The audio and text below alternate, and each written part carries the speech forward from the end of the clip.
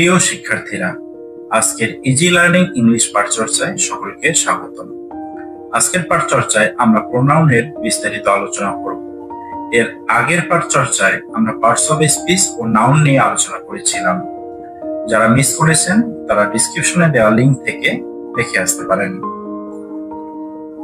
প্রোনাউনকে বাংলা ব্যাকরণে সর্বনাম বলে। প্রোনাউনের সংজ্ঞার্থ: বাক্যে নাউনের পরিবর্তে যে সকল শব্দ ব্যবহৃত হয় সেগুলোকে প্রোনাউন বলে। যেমন, Rahim is a good boy, he reads in class 5।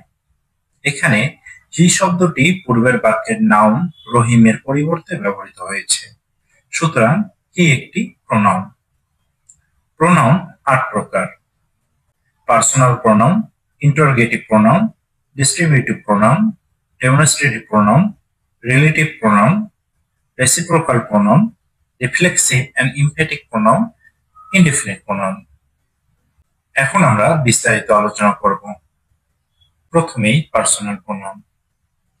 কোনো ব্যক্তি বা বস্তুর নামের পরিবর্তে যে প্রোনাউন ব্যবহার হয় তাকে পার্সোনাল প্রোনাউন বলে। যেমন, Messi is a football player, he is from Argentina.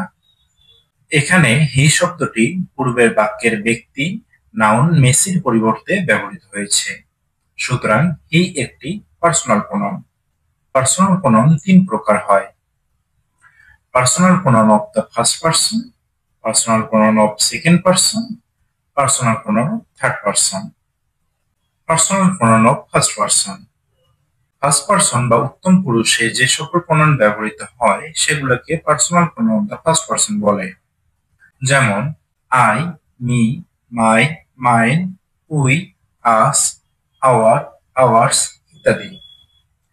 Personal pronoun of the second person: second person বা মধ্যম পুরুষে যে সকল প্রোনাউন ব্যবহৃত হয় সেগুলোকে personal pronoun of the second person বলে।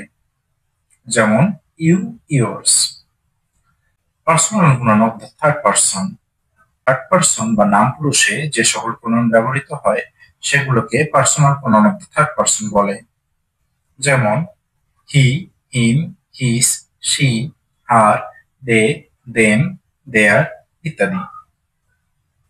আশা করি আমরা পার্সোনাল প্রোনাউন প্রকারভেদ সহ বুঝতে পেরেছি। এখন আসতেছি ইন্টারোগেটিভ প্রোনাউন। যে প্রোনাউন দ্বারা কোনো প্রশ্ন জিজ্ঞাসা করা হয় তাকে ইন্টারোগেটিভ প্রোনাউন বলে। যেমন, হু আর ইউ। বাক্যটিতে হু প্রোনাউন দ্বারা প্রশ্ন করা হয়েছে, সুতরাং হু একটি ইন্টারোগেটিভ প্রোনাউন। আরো উদাহরণ হিসেবে হু, হুম, হুজ, হোয়াট, হুইচ ইত্যাদি। ডিস্ট্রিবিউটিভ প্রোনাউন: যে প্রোনাউন অনেকগুলো ব্যক্তি বা বস্তু থেকে একটি ব্যক্তি বা বস্তুকে আলাদা করে বোঝায় তাকে ডিস্ট্রিবিউটিভ প্রোনাউন বলে। যেমন, each of them went there. এখানে ইচ শব্দটি দ্বারা প্রতি একজন করে সবাইকে বোঝায়, তাই ইচ শব্দটি ডিস্ট্রিবিউটিভ প্রোনাউন।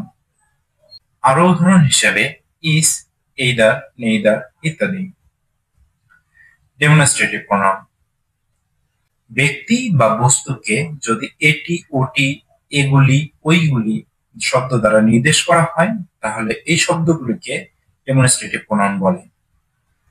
আমরা একটি উদাহরণ দিয়ে দেখতে পারি, দিস ইজ মাই পেন, অর্থাৎ এটি আমার কলম। সুতরাং এখানে দিস শব্দটি ডেমনস্ট্রেটিভ প্রোনাউন।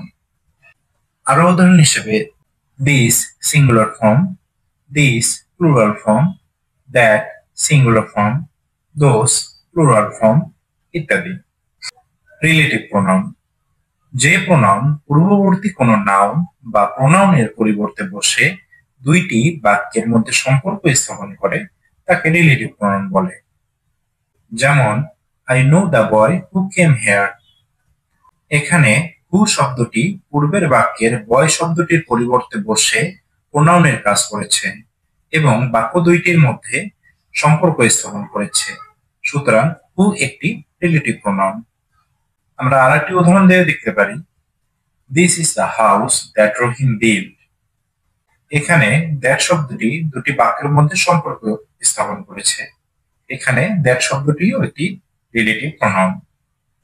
রেসিপ্রোকাল প্রোনাউন: যে প্রোনাউন দুই বা ততোধিক ব্যক্তি বা বস্তুর মধ্যে পারস্পরিক সম্পর্ক বোঝাতে ব্যবহৃত হয় তাকে রেসিপ্রোকাল প্রোনাউন বলে।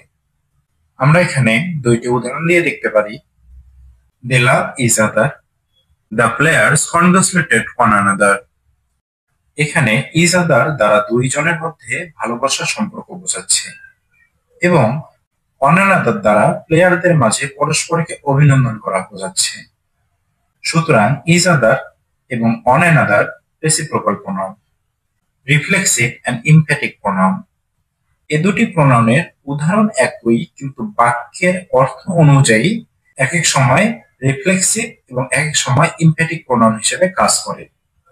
আমরা প্রথমেই রিফ্লেক্সিভ প্রোনাউনের সংজ্ঞার্থ দেখি।